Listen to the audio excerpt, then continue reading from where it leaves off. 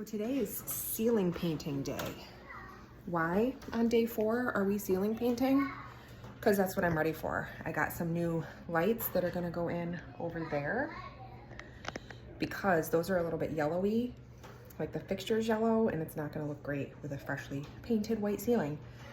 So I'm not even convinced that these ceilings have ever been painted. I feel like this is just the original like plaster, which is normal.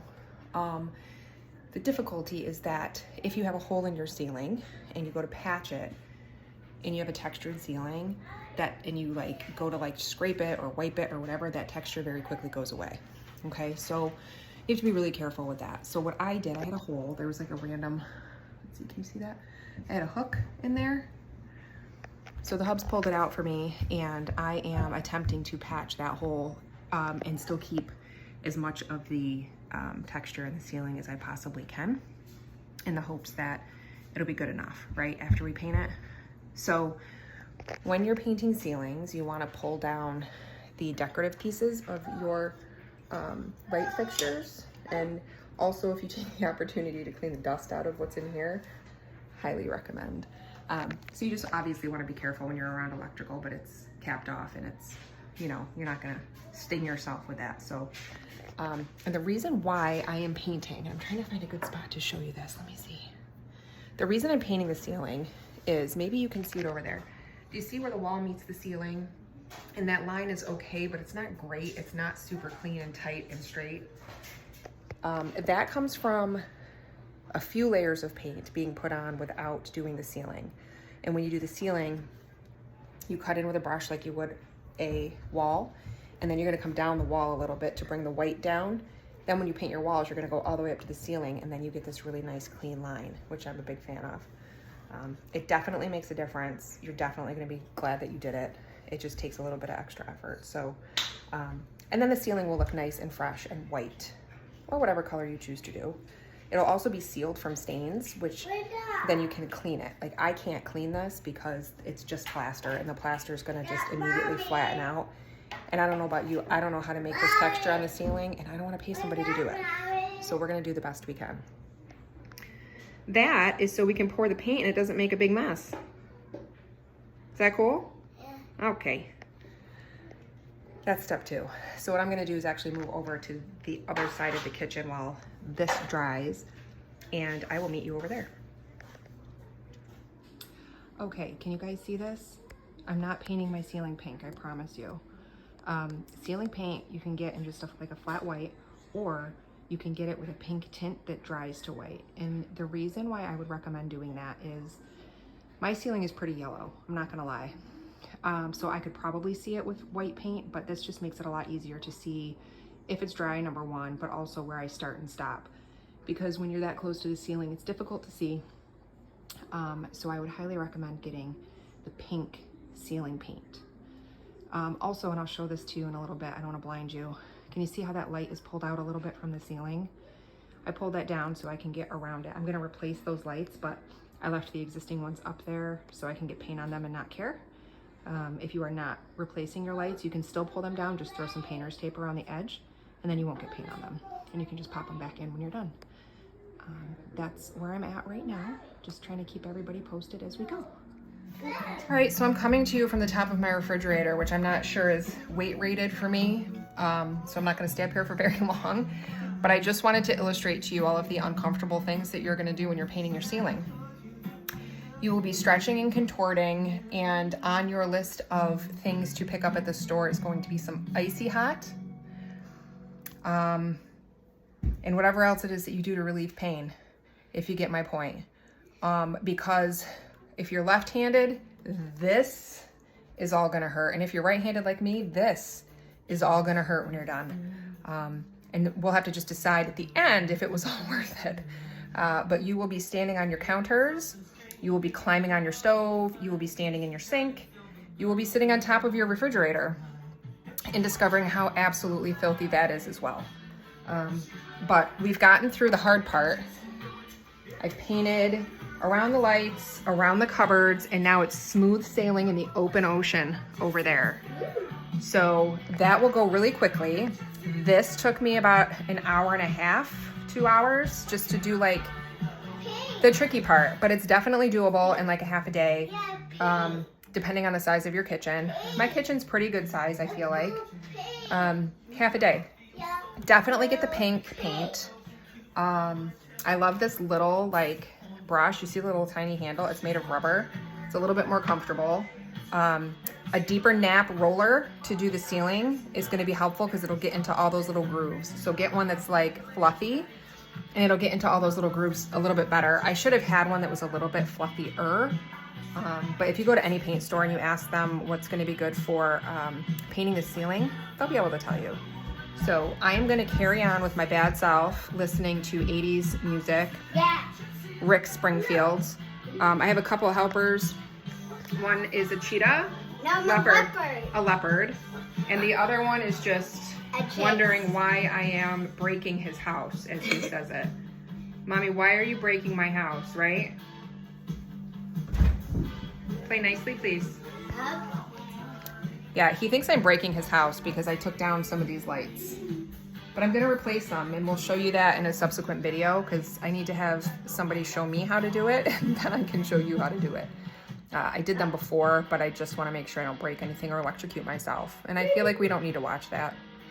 Maybe we do, I don't know. Maybe we'll set it up and you can watch me learn how to do the things. I learn as I go, so stay tuned.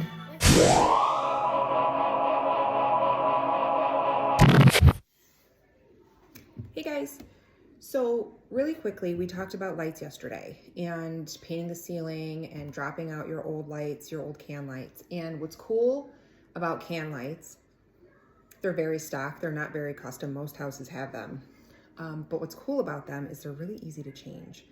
So the ones that we have are like this old style, I've already taken out a couple, and they have like the big, huge, like incandescent bulb in there. And I don't know about you, I have 6 of these in my ceiling and the bulbs never blow at the same time and the bulbs are super expensive. So although maybe keeping your lighting would be a cheaper option for you, sometimes long-term swapping it out is a better investment. So I found these ones, they're like a retrofit gimbal style light, and they're really kind of cool. So the part that your bulb screws into up in your light fixture, it actually stayed up there, but it fits in between here, okay? And these just screw into that. So you're not actually swapping wiring. It's as easy as like unscrewing a light bulb. I'm not even kidding you. This style is cool too, because as you're putting in the, you guys see this? It's a little fuzzy, huh? Here. As you guys are putting in your light, you can actually take this apart. So you're not trying to like attach it all at once. You just screw this piece in and then you're gonna take these super tight springs. And this is really the hardest part of this, is trying to squeeze these guys up and get them into the tabs, okay? Clearly we're having an issue, so I'm just gonna go check that out. I'll be right back. Okay, and such is life. Crisis has been averted, nobody's going to the hospital, so we're good. Okay, so what I was saying is the hardest part of installing these up into your ceiling is truly squeezing this spring. It's like the strongest paper clip on planet Earth. But once you can sort of get past that, it's really easy. So I'm just gonna hop up on the ladder and I'm gonna try to show you this, and hopefully the camera work is fine and you'll be able to see what I'm doing, but I'll try my best. Okay friends, here we are up at the ceiling and I have the lights off. And what you'll notice is the light bulb is still in. I did not cut the electrical to this. If you are uncomfortable with that, you can certainly flip your breaker. I did not because I'm not actually touching the wires, and I'll show you why. So the first thing you have to do is take out this light bulb. And just be careful because it's gonna drop out on you pretty quickly. Okay. And then this is as easy as like, so this fits up in here like this, right? So you just got to get your finger underneath it, pull it down. Don't be scared, okay? Because it's going to stop. And what it's stopping on, you can see these guys, they're up into these little tabs, and you can see, if I can get my finger there, there is a tab right here, and that's what one of these is locked into. So you've got like these 2 little tabbies, and you're going to put the spring up like this and it's gonna lock in, okay? Does that kind of make sense? And there's a set on either side of the can. The can does not come down, just the fixture. So in order to really get this out, you have to take this guy and you squeeze it. And one side came out, all right? And then just make sure you don't scratch your freshly painted ceiling. I did that on one of my other ones, so. And this part here is the part I was talking about. So the wires are wired into the socket, okay? I'm not touching these. For your reference, black is hot, white is neutral in most houses. Sometimes it's backwards though, so don't take your chances. This particular one doesn't screw out. It's just got these little, like, here, I'm trying to go from the back, these little spring clips. Can you see those? This one right here. So I'm just gonna squeeze them and this is gonna come right out, okay? Okay, so now what you're left with is just the socket, and that's truly what the bulb went into. And so remember I was telling you, you have this piece here. All you're gonna do is screw that into the socket, okay?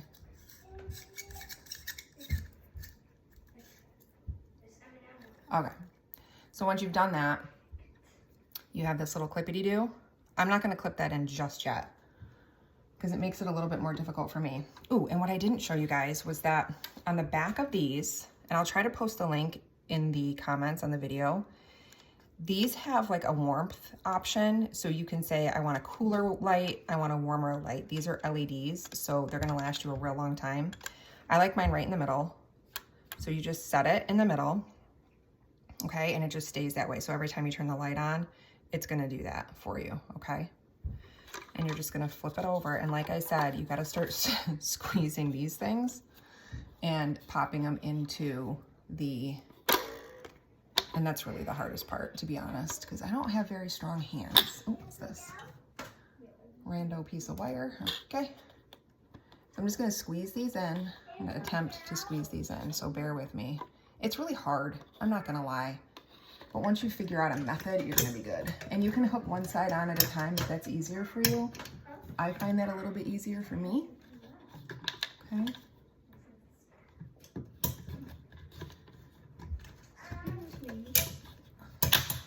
And sometimes it snaps back and it hurts, I'm not gonna lie.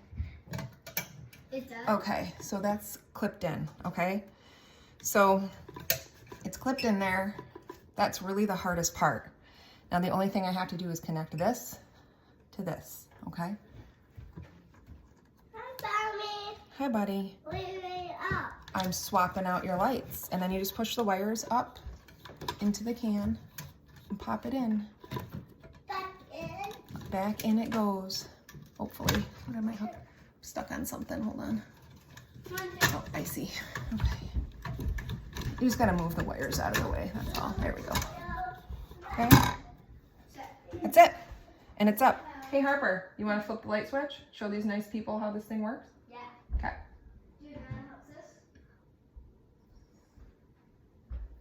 She's coming. She's coming, I swear. And it's going to come on. And the cool part about these two is that they are directional. Ooh, I'm trying to look at the camera. These are directional lights, so they can go anywhere.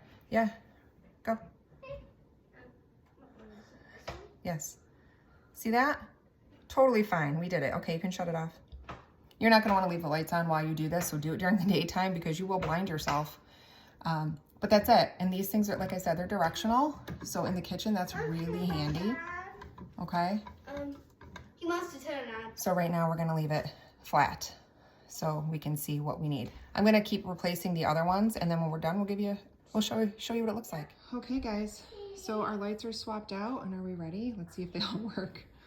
Okay. Oh, very nice. Look at that. Everything still works. The house is still standing. I'm going to call that a successful Sunday.